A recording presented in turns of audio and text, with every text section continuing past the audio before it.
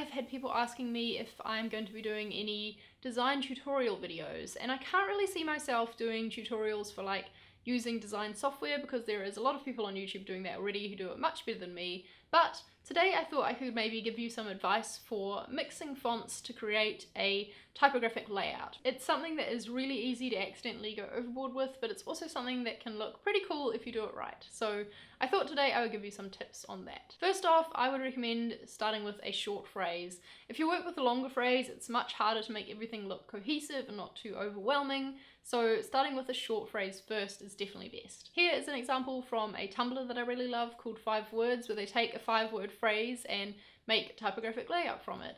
I think starting with a short phrase lets you get started with mixing different fonts and tuning your composition skills. When you're choosing what fonts to use, which can be difficult because there are so many out there, it's best to choose ones that contrast but still look balanced together.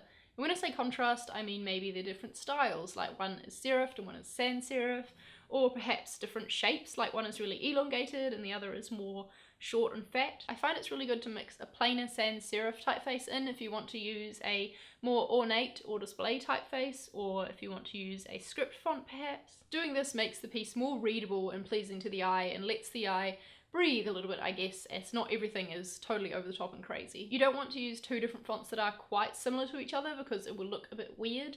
And if you're using a script font, for example, I think it's best to stick to just one style of script for the piece and use other sans serif or slab serif fonts with it rather than using other script fonts, because I think they can clash in a not so great way. Here is an example from 5 Words where they have used a different typeface for every single line of the phrase, but it looks great because the typefaces are all quite different from each other but still work well together. And if you don't want to use a different font for every line of your phrase, because that can be difficult to find fonts that work together well, another useful thing is to pick a base font and then use a contrasting font to call attention to certain words. Here's an example of that where they've used 2 different weights of the slab serif font and then use this chunkier sans serif for some contrast. This point about picking a base font or a base set of fonts to work with definitely comes into play in a longer piece. With a shorter piece you can use a different font for every line and it still look alright, but things can get out of hand pretty fast if you do that in a longer phrase. Here's one of my pieces that I did for an indie publishing company where I used, I think, 4 different fonts and played around with the treatment of them to get an interesting layout.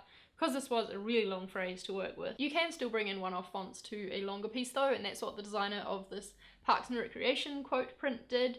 You can see here that the same fonts are repeated throughout, but there are some that are only used once as well. I absolutely love the colour palette of this print too.